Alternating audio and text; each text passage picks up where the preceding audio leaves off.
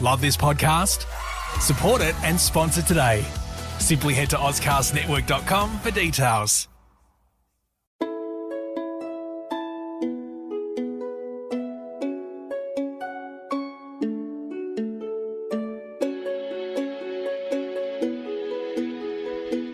Welcome to Hong Kong Confidential.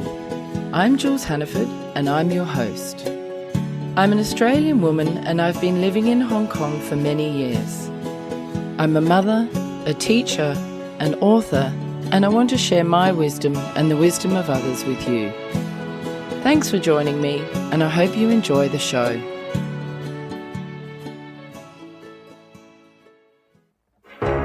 You meet someone online and there's this instant connection. It's amazing how much the two of you just seem to click. They live somewhere far away and there's some plausible reason they can't travel to meet you.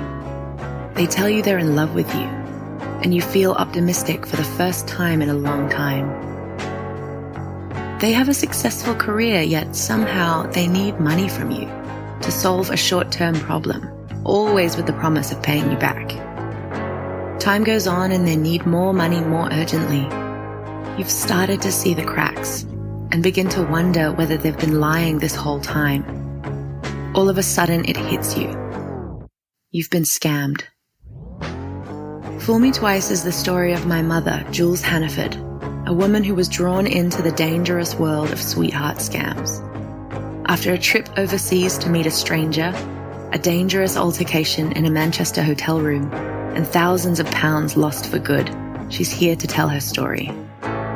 Fool Me Twice, a true crime podcast, is available on Apple Podcasts, Ozcast Network, and anywhere you listen to your podcasts.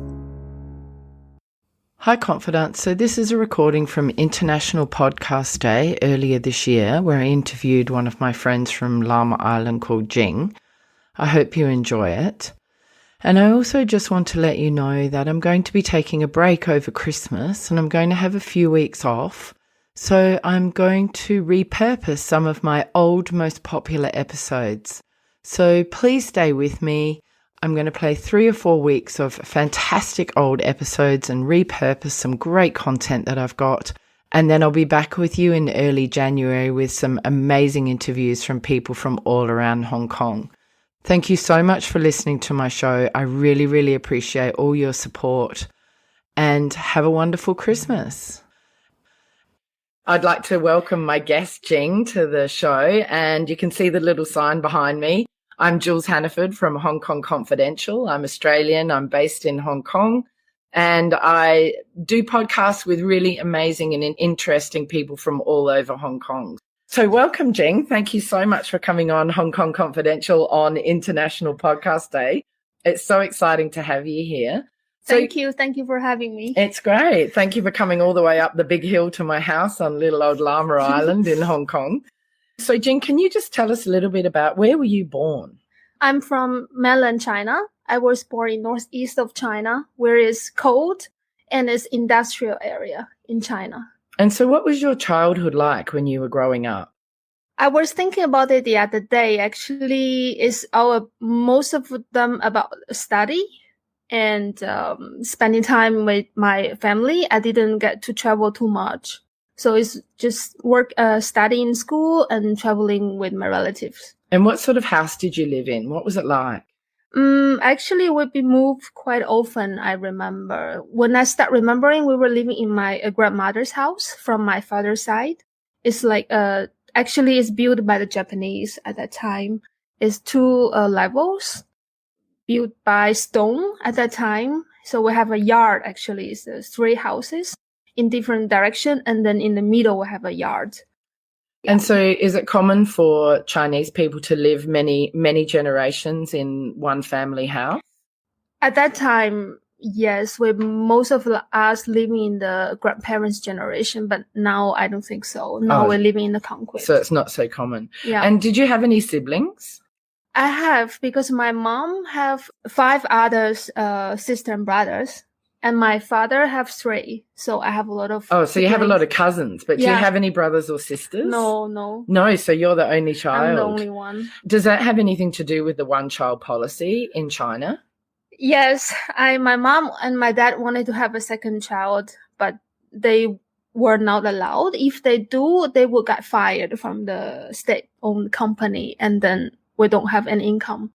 So if your parents had a second child, they Yeah. would have been fired from their job. Yes, at that time, most of them work for the state-owned company. Oh, wow. I didn't realize that. Is the one-child policy still active in China now? No, I think 5-6 years ago they opened up the policy. The policy was if you are the single child, either you or your husband, then you are allowed to have the second child. Oh, right. Yeah. So what was it like growing up without brothers and sisters? Did you think anything about it? Because I guess most of the kids around didn't have brothers and sisters. You were mostly all only children.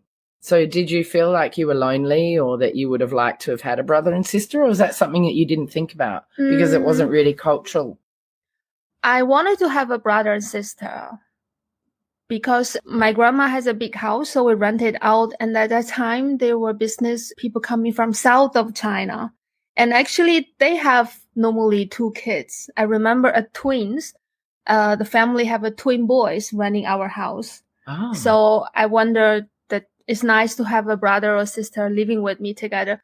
But at the same time, we are a big family. So I always hung out with my cousins. I didn't feel really lonely in a way. And I think that's a nice thing about Chinese cultures is that all of the siblings and the generations and the cousins are all very close. It's all about family. Yeah. At that time, especially. Yeah, for sure. And what was school like for you? Tell us, what would a day at school be like? What would you do? I think it's all about study. So would you have to go in and would you have to sing the national anthem in an assembly at the beginning of the day or anything like that? That was only when I was in a primary school. Every Monday we go to the playground and we stand by classes, and then we have the right, it look like tie. So we have to put it around our neck and make it in the right way. And then we sing the national song and we do, the salute? Yes. So salute the flag? I think now they still do it because today is our national day. So I see a lot of posts from the Chinese social media and a lot of school kids doing that as well. Oh, right. Yes, it is. It's a Chinese National Day today. Yeah. Yes, actually, one thing I remember, wherever the school plays the national song, wherever you are and whatever you do, we stop. Okay, so do you have to stand up? Yeah, we have to stop, and then we're looking at the direction of the flag. In the school campus, we always have one, so we have to look at the flag. Oh, right. And would everyone do that? Yeah. Wow. What happened if you didn't do it? Nothing would happen because nobody really there watching you. But the thing is, everybody do it. I didn't have the thought of not doing it. Right, because you respect the Chinese flag and the traditions. And so at school, was it mostly doing maths and Chinese and what sort of subjects did you study? I think not much difference like now. Chinese, math, chemistry, and biology, history. Yeah, history is the important one. Okay, and was that all about Chinese history? No. Oh, no. You got other. Wow, yeah, interesting. We got other history as well, and painting class and PE. Oh, that's my favorite one. You love PE? Yes, I love painting and PE. And did you learn English at school? Middle school, yes. Oh. Primary school as well, just A, B, C, D, but that's it. Okay. And middle school, then we really learn, how are you? I'm fine. This is a typical Chinese way of learning. How are you? Fine. Thank you. And you? I'm okay. We have to memorize that. Okay. Yeah. And did you get a chance to practice it? Did you see any people who spoke English in the area where you lived? Middle school, not really. They was taught by only Chinese teachers with the Dongbei accent, with my region accent. And high school, we have foreign teachers, but it's really a limited access to them. But it's okay. We just learn how to pass the text. Okay, so you just memorize it all. Yeah, speaking is not that important at that time. Oh, so you just learned to write. Yeah. Okay, that's really interesting. And then did you go to university? Yes, I went to university in 2004. And I went to another city. Actually, it's like about 3-4 hours by train from my city to northern part of China, even colder. Even further. Oh, yes, Yeah. it gets very cold up there. And what did you study at uni? I started my first major was international trade, and the second one is English. Oh, you studied English at uni. There was a second language we could learn, but we didn't have too many choices, and that was Japanese, but I didn't really like it. What sort of Chinese traditions did you really enjoy when you were a child? Chinese food. Yeah. We gather together on every weekend. So we family together and parents play mahjong or making dumplings, or they they make clothes with Sewing. Sewing, Right. yes. That Yeah. was still quite a tradition. All the aunties and my mom, they're doing that. And I play with my cousins. Do you play mahjong? I don't, but I have to be there as well. So I was collecting money. Oh, great. I was the youngest one among all my cousins. Oh, so did that mean that you were the one that got the money because you were the little one? Oh, how cool. So I've learned to play mahjong in Hong Kong. Do you like it? I love it. It's very different, I heard. There's so many different types of mahjong. So we play quite a simplified version, but not as simplified as some of the mahjong games that I play with the staff at school when we have Chinese New Year.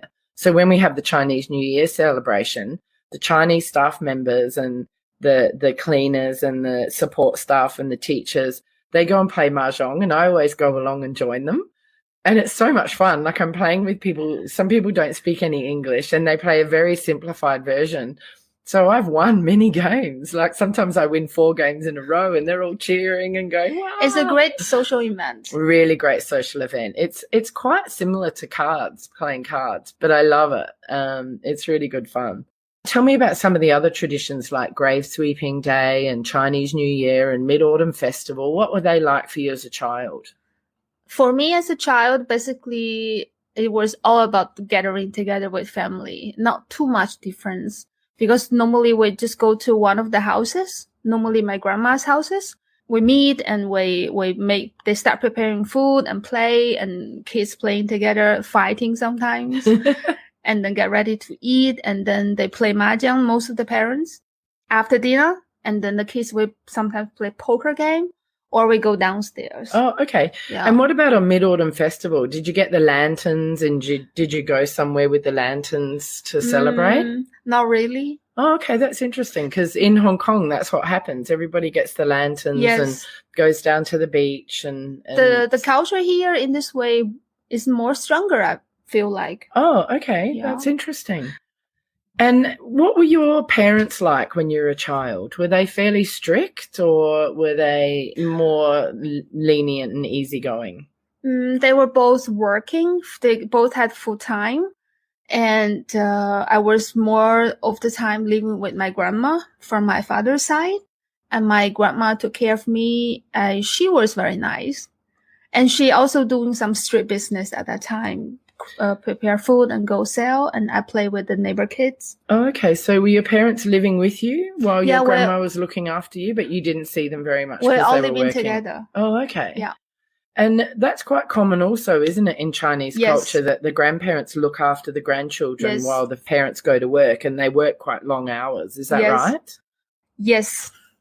And what was that like for you? Did you miss your parents? Did you wish you could see them more? I see them enough, but I have a more closer relationship with my grandma, of course. Ah, that makes sense. Yeah. Yeah. What sort of expectations did they have of you when you were a child? Did they want you to grow up to be any particular career or study anything particular at university? Actually, they did. They wanted me to work for the government, have a stable job, because at that time there was not many people doing business. It's state-owned company for most of people. So they want me to work for the government as well, or they want me to work as a teacher, or they want me to work as a nurse. There was the 3 most common and popular, stable, long-term jobs. Oh, okay. And what did you think of those 3 options? I didn't like none of them. Why? Because they just talk about the government job is actually not a hard job. it's not that much to do. And you have to be, what I learned is you have to be good at relationships to be able to work for the government. Right. And are you not very good at relationships? No. Not in that way. Not in that way, yeah. And teacher, I think not everybody is qualified to be a teacher. It is to teach the kids. It's not any job you do. So I have a big respect of teachers. Oh, thanks. I'm a teacher. Did you know that? No. Yeah, I'm a school teacher in an international school in Hong Kong. Really a lot of responsibilities for teacher. It's not just any people can do a job. It is a hard job, but it's a really rewarding job, and we're helping shape the lives of the future generation, which is really nice. I think that job was too much for me. Yeah. And the nurse, I don't know. I wouldn't want to be a nurse. That'd be really very stressful and hard. And I didn't want to stay. Respect all the nurses out there. They really do a great job. Yeah. Can you tell me, what did you enjoy most about your family life when the whole family was together? To play with my cousins. Right. To talk with my my relatives. Yeah, just I'm a family person. I really like to stay around with family. So then you moved to Hong Kong only 3 years ago. Was that the first time that you'd moved away from your family? No, since 2004, I moved to another city for university and never moved back again. Where did you live after the university? I went back to Beijing straight away after 4 years university. Then I moved back to Beijing and then I started working there. And what was it like working in Beijing? It's a big city. Everybody knows it has a lot of opportunities. And normally after graduation, people want to go to Beijing or Shanghai. Guangzhou was also popular at that time, but Guangzhou is too far. I never thought I would fit in the south of China. Why? Is there a big difference between northern and southern Chinese culture? Yes, I'm a typical northeast type of person. I'm outgoing. I'm very direct. And if I'm angry, everybody can see I'm angry. If I'm happy, that I can be annoyingly happy. And also, because my grandma has the people from south of China come to rent her house and doing business. At that time, I just heard they can be, the business person, they can be very smart. So I just had the impression of we're not smart enough to do business with them. Even they were just renting our house.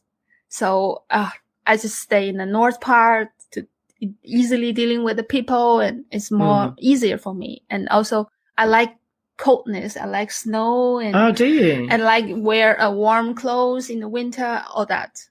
So what are people from southern China like? How are they different? Before I moved to south of China, we know that we're different. The people there are more careful, smarter in business. They are more open-minded because they have more opportunities for doing business in this area of China. They're very smart. Oh, really? So they get a chance to mix with people from other cultures, perhaps more than up in the north because of the business. Yeah. Oh, that's interesting. So when you were a child, were you a good girl or were you rebellious or naughty?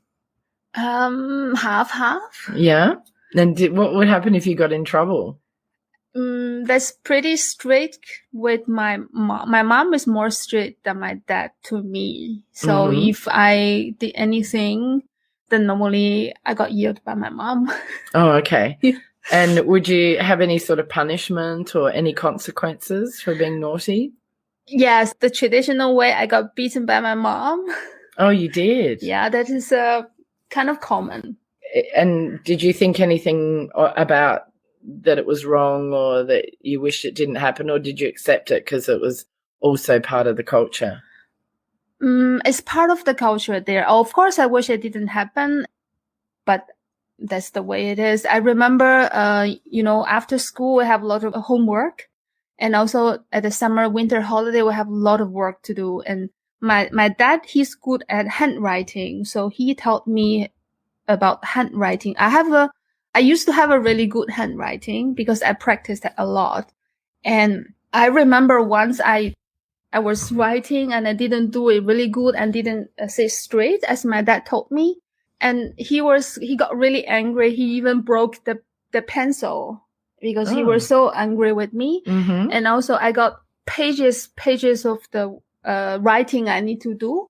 And then they went to work, and I like to play with my cousins. So my cousin actually did the writing for me, one of each page. Right. So she Something helped. like, yeah. So I finished that quickly. Then I go out, have fun.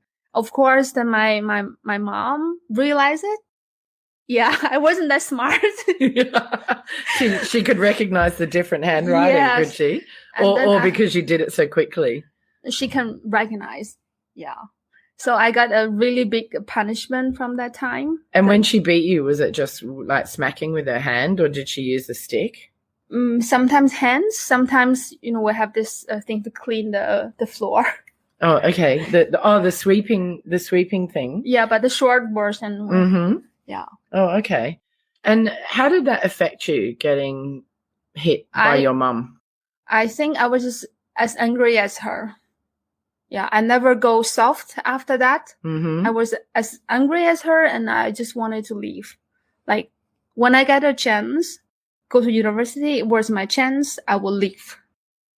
So it was something that did make you maybe get more tougher, and it made you want to leave and not be at home because you were getting beaten. You can say so, but it's not like that I hold the anger too long. I mean, afterwards and the next day is fine again. Okay. Yeah. Right. I never really hate my mom for that. It's just at that time I will leave house. I will not come back. Right. So that was just your reaction straight afterwards. Yeah. But then later you forgot about it. Yeah. And was that very common? And was that something that happened to you a lot and to other kids around in your area? Yeah, it's common. Yeah. It's a common practice. And is it something that you've ever talked about with your mum now that you're an adult? No. No?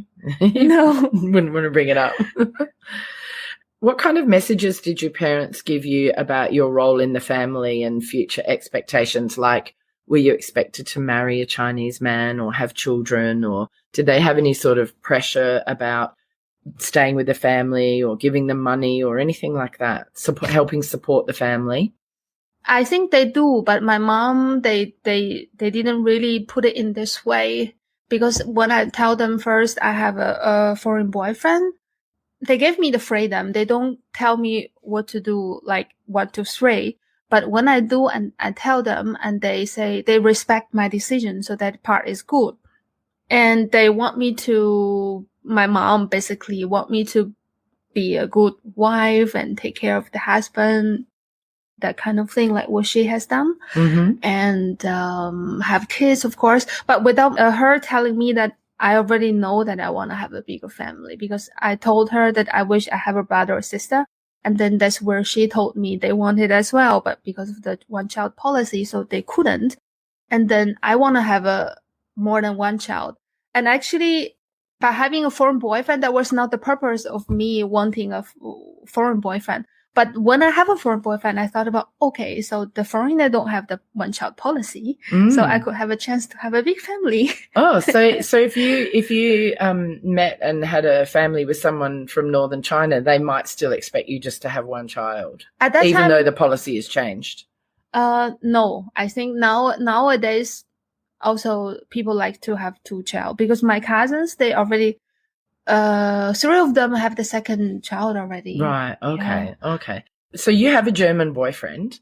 Were you nervous telling your mum and dad you were dating somebody who was not Chinese? No. No? No. And did you know that they'd be okay with it? I think they would be okay with it.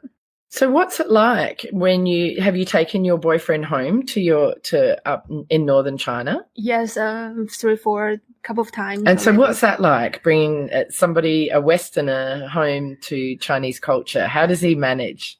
It's more like me. I have to manage them both sides, being like a translator for them both, and I have to bring him home and introduce him, all my relatives to him, and he often don't remember who is who. It's too many people, and they have also questions about him, which I could, if I could answer for him, I would answer directly already. Otherwise, I have to ask him and do the translating. And does he fit in with the cultural expectations and the food and all that sort of thing? Does he manage with that when he's home? He managed that pretty well. But he every time tell me it's too much food, too much food on the table. All right. Yeah. So in Chinese culture, when you have a guest, you really put out a big spread for them, Yes. don't you? Make sure that they're not left hungry. Yes, and a lot of wine as well. A lot of wine. Not the red wine. White wine is the Chinese white wine. So the rice wine? Yes. The stronger one. Yes, I know. I don't like it. And if they know he's a German, then they think he loves beer. So there's a lot of beer as well. Oh, okay. Does he love beer? Yeah, he can. Yeah, okay. He drinks beer to me like water. Oh, okay. So he can. And then have you been to Germany? Yes, once. And what was that like? We did a road trip. That was the longest holiday I've ever had, a month from work. So we did, we rent a car. We can sleep in and cook inside. Oh, yeah. We did a tour. And in Germany, we stayed 10 days. And how was that? In the beginning, I was pretty grumpy because I didn't like the food. No, what were you eating? I Strudel. in the morning, bread.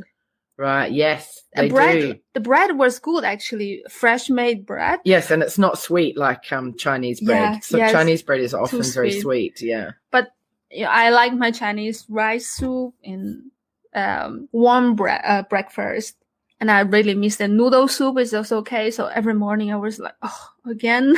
One day he even bought a canned soup from the supermarket, and he warmed it up and said, this is the most similar thing I can find in the supermarket compared to your Chinese breakfast. So here you go.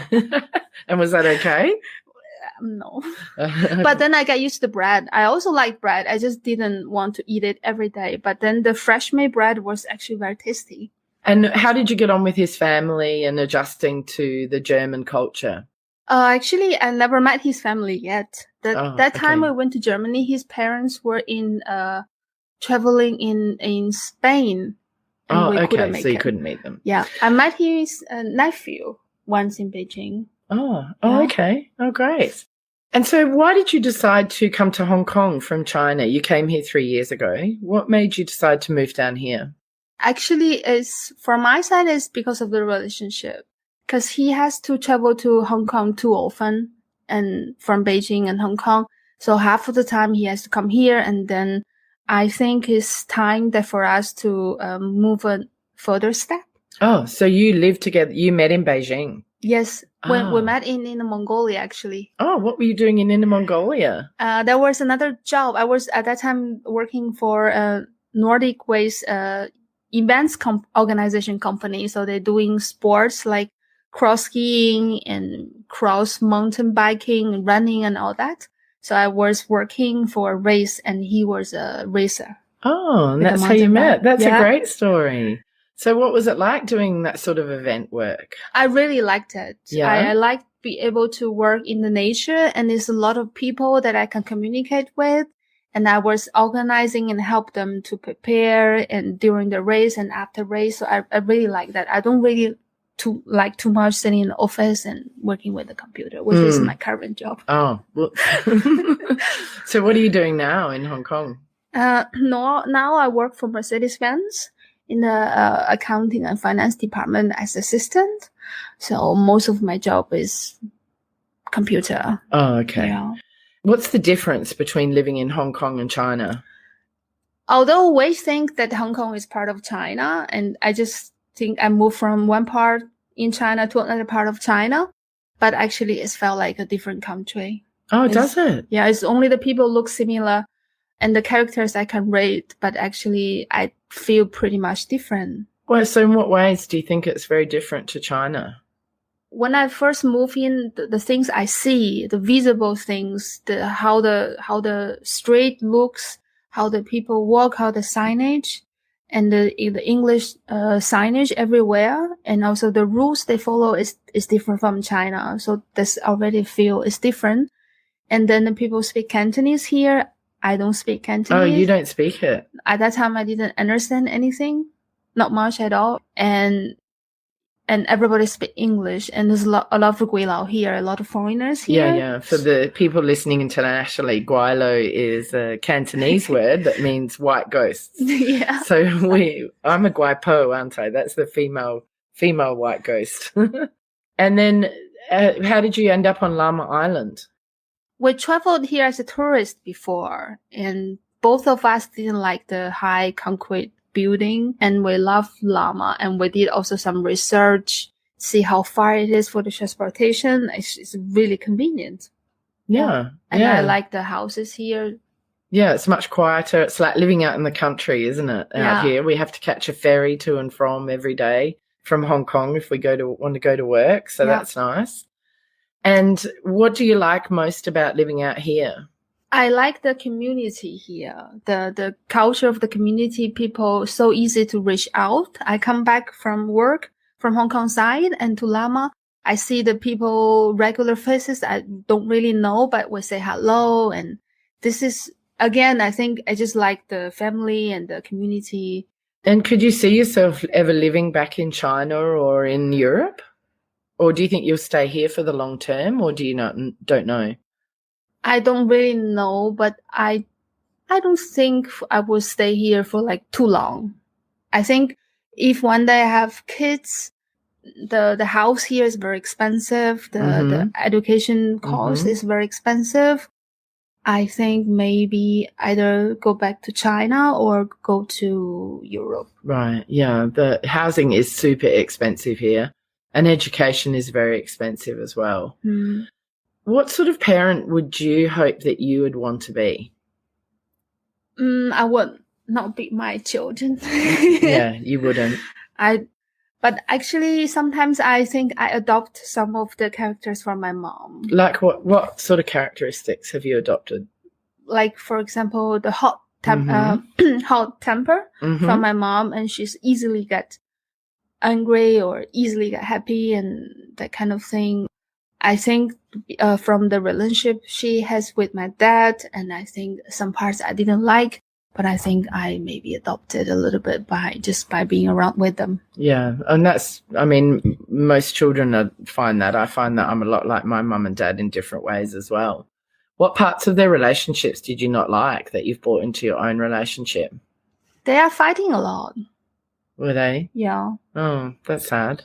So my nice part of my memory or experience was with my grandma. So there was calm and nice. But with my parents, because they used to fight a lot. And one day my mom that told me for the first time, and it was the only time that she said sometimes she was angry, put anger to me, but not because I did anything wrong, because she was in a bad mood with my dad. So she gave me that kind of part to me. Right. That was the first time she told me that, because I thought, why she's always angry with me? But it wasn't really, you were just the person that she was taking it out on. She was really angry with her dad. I was too late. Yeah. Oh, I'm sorry that happened. That's a bit sad. But it'll be nice for you to learn from that. And then when you have children, try not to do that, won't it? Yeah. Yeah, for sure. And what are you most proud of that you've achieved in your life? I think I'm proud of myself being fearless. Like, when I go to university and then I move to Beijing or I move to Hong Kong, my friends telling me, "Oh, Jing, I'm really jealous of you. You make decisions based on your own wish. You do things and then you make a living here. And look, you are now even moving in Hong Kong." And they were really proud of me. And I never thought about it in that way. I just wanted to come and then I have to find a job. And then I get a job. I make the job done. I pay the rent. And then I live my life. I make friends along the way. And then I met my boyfriend and then make a decision to come to Hong Kong. So everything for me, it happened just naturally. But sometimes I was thinking, actually, I'm quite tough. I didn't see when there's a thing coming or a problem coming, I didn't see, oh, what if I couldn't do it or how hard it is. I never thought about that. I have to do it. And then I did it. Oh, good for you. That's awesome. And do you think that comes from maybe some of the strength that your mum showed? I think so. Yeah. She's a tough woman. Yeah. Apart from the hot temper, but she's a tough woman. And do you get on better with her now you're an adult than you did when you were younger? Is it still... Yes, now I get better because now I realize more and more that's how hard it was for my mom as well. So, and also I grew older and 2 long years not staying at home. So I also miss my family. And then I start thinking, okay, of course, I never hated my mom, or I forgive all the things happened that I didn't like at that time. But what do you think some of the stresses were that she was facing, apart from fighting with your dad? What other things do you think were difficult for her as a mum living in northern China? I think it's fine with that because they are from northern China. So for my mom, for her is, I think her whole life is about my dad and me. So I think she should think about herself more, and then she will be more happier because she has all the hope and all the work done for my dad and me. Right. What jobs were they doing? My mom used to be an accountant, and my dad is a regular worker in the factory. Oh, right. Yeah. Okay. But my mom retire from the job much earlier, so she could spend more time to take care of me. And what does being Chinese mean to you? Being Chinese means to me, how do you mean this question? Like, what does it mean to you? Like, are you very proud to be Chinese? Do you like to hold on to Chinese cultural traditions? Are you proud of being Chinese? I am proud to be Chinese because we have these traditions, and we've been working really hard to develop our country and our economic, and come to our personal life. We have make a great change. And although now I'm in Hong Kong and our country did something also not so good, for example, the quality of the product, sometimes I got often heard it's made in China and then this is bad quality. Mm-hmm. I can hear that kind of thing, and in the beginning, I feel really, really like that's not true because we have also great products. And this depends how much money you are willing to pay to get the products, right? And we are developing. And the more I hear that, the more I feel proud I'm a Chinese. Yeah. Oh, that's great. And so what are some of the jobs that you have done? You've done this event planning in the sporting world. And then you're working for Mercedes-Benz at the moment. What else have you been doing? The most challenging job I had was being a sales. Oh, sales would be so hard. It was really hard. Sure. That was my first job because be able to come to Hong Kong, I need to get a job and to a company issue me a visa. Otherwise I cannot come here. So I got a job that I never wanted to do, which was a sales job. It's a magazine and selling advertisement for the magazine. But the only reason I got the job is because it's a sports travel magazine. That part is my passion. So I convinced the editor that I can do the sales job. I just need to learn the selling skills, but I have the passion for the product, the story, the magazine itself. So I convinced the editor, and together with the sales, they gave me the job. And how did you go? It's not easy, is it? Convincing people to buy advertising space. No, and I think what makes it harder is the culture difference here. Is a mainland Chinese come to Hong Kong and work as a salesperson, as sales advertisement to the local. That was the most difficult part. And I was really shy. The making the sales job, I have to make a lot of cold calling, and I really hate it because if anybody call me on my phone and selling me anything, you just want to hang up. I will never do this job. Yeah. But at that time, I had to do the job, so that was the most challenging part for me. And I did 5 months. So the magazine has 2 months, one issue. So my sales comes like every 2 months, and I have a sales target. I remember the 2 issues, 4 months, I didn't even fulfill my sales target. So does that mean you didn't get paid? I get paid. I just got the basic salary. Basic wage, yeah. So for the new sales, they're okay with that. And then for the 3rd issue, I reached my sales target, but I quit the job. Even I got my commission, I wasn't happy. Oh, it just didn't fulfill you. And I suppose that, the other job where you were out, in the races and doing the events is much more interesting, and you get to meet people and you're not just on the phone calling people. Yeah. So, Jing, what are your hopes for the future? My hopes for the future would be I could be healthy and form my own family. That would be my... Oh, that's lovely. That's my hope for the future, is to stay healthy. So, Jing, I'm gonna ask you some random questions. Yep. I want you to pick a number from 1 to 50, and I'm going to ask you the 7. question. Okay, question 7. Do you have any advice for your previous boss? My previous boss was the one that selling the advertisement. Mm-hmm. I hope she's not listening. Yeah, sorry. Don't name her. Because wasn't so good at my sales part, I hope she could give me more patience and to help me to build up my confidence rather than telling me how to do the sales. Oh, yeah. That's really good advice for any boss. Well done. Okay, give me another number, 1 to 50. 50? Okay, hang on. What's the first paying job you ever had and where? My first paying job was a part-time job in a restaurant. I was working as a waitress. I wanted to practice my English. So my first job was standing by the door with my friend, just saying to the customers, welcome to the restaurant. Oh, nice. That was very hard. Yeah, very hard because it's a Western style restaurant.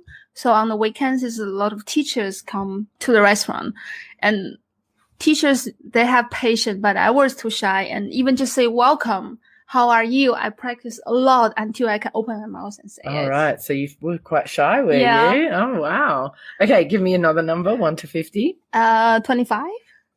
Since coming to Hong Kong, what have you been surprised to learn about yourself? That's how hard for me to learn Cantonese. Oh, really? I bet you know more than me, and I've been here nearly 20 years. I didn't want to have interest to learn the Cantonese, actually. You weren't interested? I weren't interested. Well, I guess you don't really need it. Most people in Hong Kong speak English. Yeah. So Ross has just written to us and said, this has been a great conversation. Thank you both for role modelling the best of what a podcast should be. That's so nice. And Steph says, sorry, she missed the beginning. How did we meet? We met down in Llama Island. We've got a friend, Raha. Hi, Raha. She won't be watching. She's in India. But she introduced us, and I really wanted to find somebody who would come on here and talk about Chinese culture. And last year I had Kinney on the show, who was fantastic, and we had a great chat. But Jing is, you lived in China for a long time. So it's really great to have your perspective. Thank you. So that's how we met down in the village on little old Llama Island. I think the first time I met you was at Jing Bar, right? Yeah, Jing's. And you're Jing. Yeah. Oh, it was meant to be. So give me another number. Quick, let's get another question in before Daniel pops back in to 30? get rid of us. 30. What's the scariest thing you've ever done? I think in a way afterwards, I think about it is moving to Beijing and moving to Hong Kong because I didn't know what I was expecting. At that time, I didn't think about it and I did it. But when I think about it afterwards, that could be really scary. Yeah, I agree. I reflect back on when I moved to Hong Kong with a 10-year-old child or 11-year-old child as a single mother. And, I don't know how I had the courage to do it. Yeah. But it's great. We're warrior women. Okay, give me another number, quick, before Daniel comes back. 7. No. Oh, no, we had 8. that one. 8. Was there ever a time you thought your life was in danger? No. Oh, there was for me. It's in my book, Fool Me Twice, and it's going to be in my podcast, Fool Me Twice, coming on the 25th of October. I'm very good at getting plugs in. Give me another 26. number.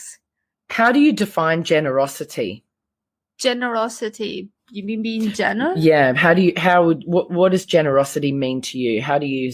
I think generosity is not only about one person, what one person can give to the others. I think it's more about the person gave what he or she has to the other person, but that's what they need. Yes. It's not about you can give like your free time. You have a lot of free time. You give your free time. That's to me not only generosity, but if the person really needs something and you are willing to give that to the person, I think that's real generosity. Yes. Isn't that nice? Does that make sense? Yeah, that makes sense. That's really lovely. I think generosity is really good for the soul and it makes you feel better about yourself if you help or give to other people. Yeah. And it's not about giving things. It could be advice or time or just being with them, helping. There's so many different things we can do. Quick, give me another number. This is fun. Number 11. What do you work towards in your free time? So what are your hobbies or what are your goals in your free time?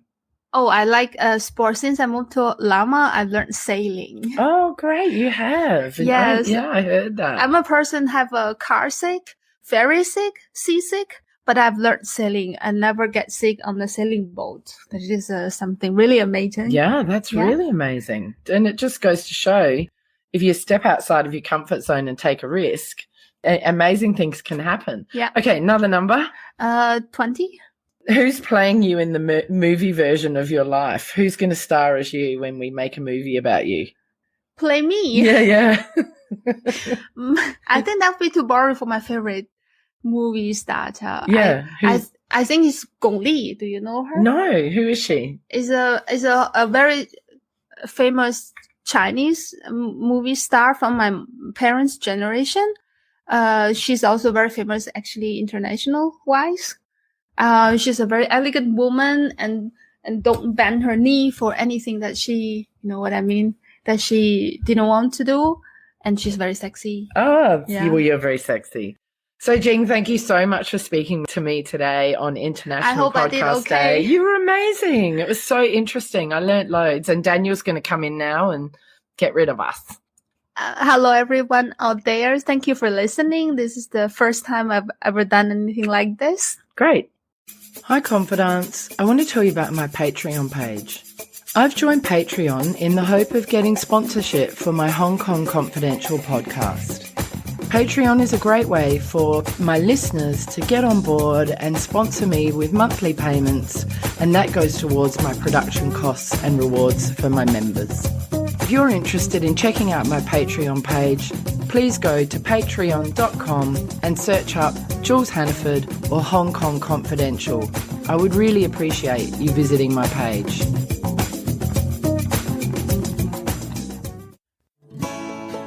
So that brings us to the end of another Hong Kong Confidential podcast. I'm Jules Hannaford. Thanks for joining me, and I hope you'll be with me again next week. If you enjoyed today's podcast, please can you go to iTunes to rate and review it. I would really appreciate your feedback. You can email me at jules@hongkongconfidential.net, and you can find me on Facebook and Instagram at Hong Kong Confidential. If you'd like to hit me up on Twitter, it's at Jules Hannaford. I would love to hear from you.